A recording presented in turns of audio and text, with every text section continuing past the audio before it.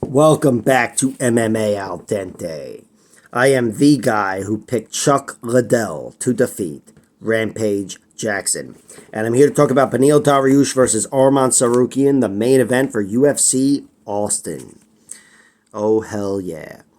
Beneil Dariush is 22-5-1 as a pro, 34 years old, and he's got 3 inches of height, but giving up half an inch of reach to 27-year-old Tsarukyan, who is 20-3 as a pro. Beneil Dariush was finished in his last fight. He's been finished in all of his losses, all 5 of them being in the UFC, and over the course of 10 years or whatever.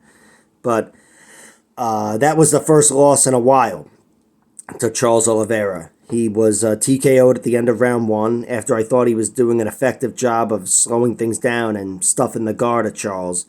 But Charles is just too dangerous, especially in round 1. But Beneil offensively is really well-rounded, good, a dangerous guy everywhere. More of a grappler, certainly, but especially in the latter portion of his career, he's turned into a knockout threat and a formidable striker at a high level.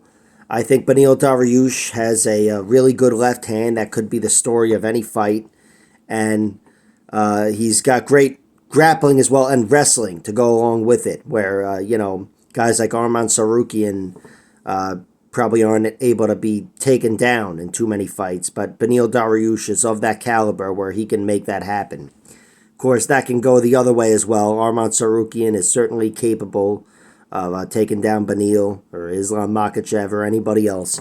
But Beneil presents the same danger to Arman. Beneil's primary weakness is on the feet. He's been TKO'd 4 times in his 5 losses, and 3 of them are knockouts, to be frank. What gives me a little hope is the most recent one, the only recent one, wasn't a knockout to Charles. He was hurt and finished, but he wasn't unconscious like he was against Edson Barboza or Alexander Hernandez or Ramsey Nijem.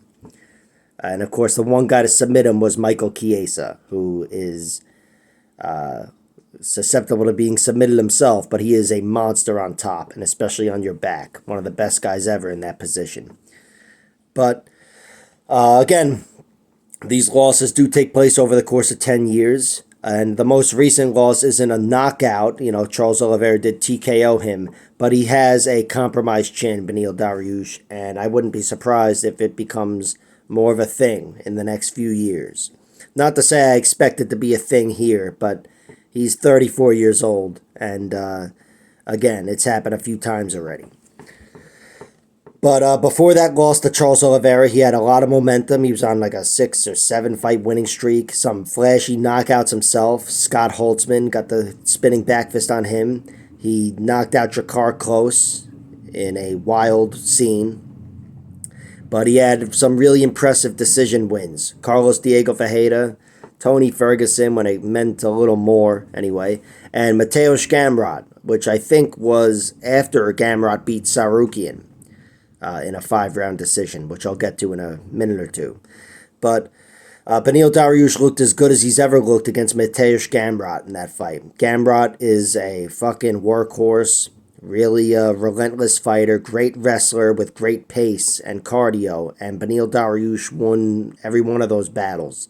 Was able to out-scramble him, which I think was the most impressive aspect of that fight, and also outstrike him, too. And I think here, if he's able to duplicate the success he had in that fight against Gamrot, this is broadly a similar matchup. Tsarukyan is more dangerous and explosive on the feet. I think he's got a harder overhand right than Gamrot. But still, this is a similar type of matchup. Speaking of Gamrot, Tsarukyan, that's one of his 3 losses. He's got 2 losses in the UFC, and it's like they never even happened, because I feel like my opinion of him went up in both of those losses. The 1 5-round split decision, I think, to Mateusz Gamrot was a really close fight. I scored it personally for Gamrot, but I certainly see the argument against it. In fact, I think most people thought Tsarukyan won.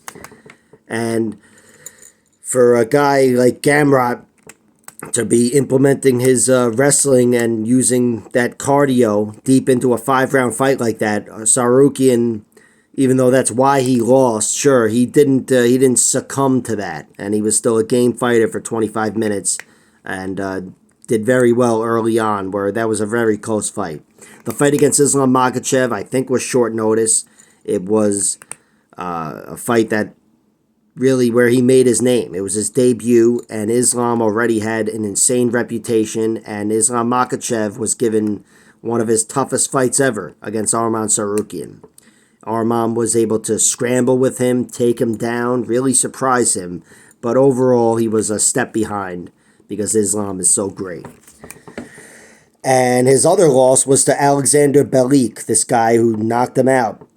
Caught him early, very early, in the opening seconds of the fight, many years back, and Tsarukyan ended up avenging that.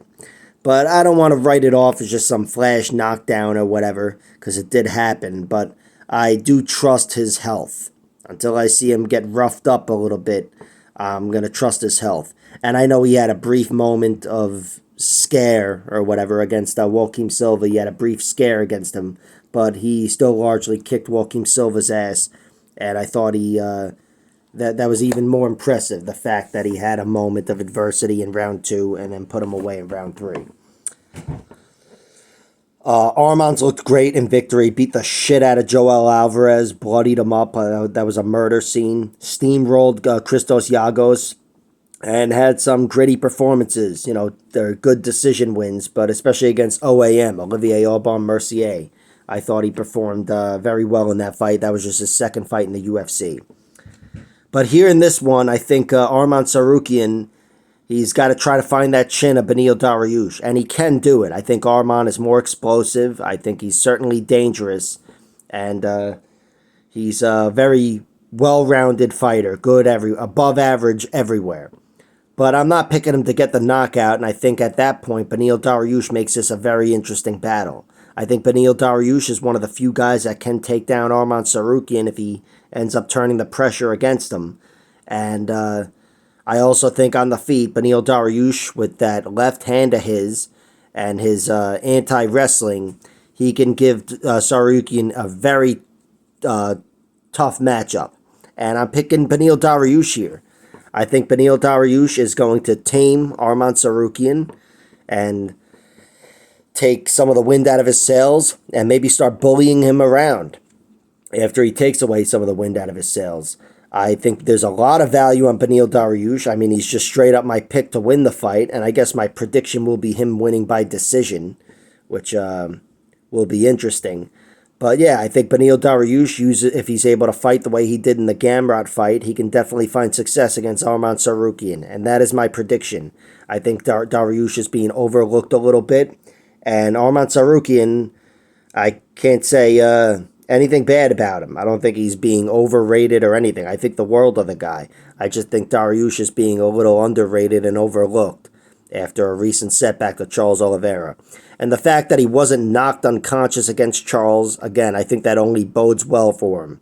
Not that it bodes well for him, but if he was knocked unconscious at age 34, I'd be a lot more concerned about his chin. But all the knockout losses come earlier, in his 20s and whatever. So, Beneil Dariush taming Arman Tsarukyan and winning a decision is the pick. I've bet on Beneil Dariush at plus 220. And I will head, certainly, with Arman Tsarukyan winning by knockout, because I do think that is Beneil Dariush's primary weakness, and Arman Tsarukyan is an explosive, dangerous striker. So, Arman by knockout, I'll throw a sprinkle, but the bet and the pick is Beneil Dariush. Like, share, subscribe, all that horse shit. Share, subscribe, and check out my other videos. Share, subscribe, you fucking idiot.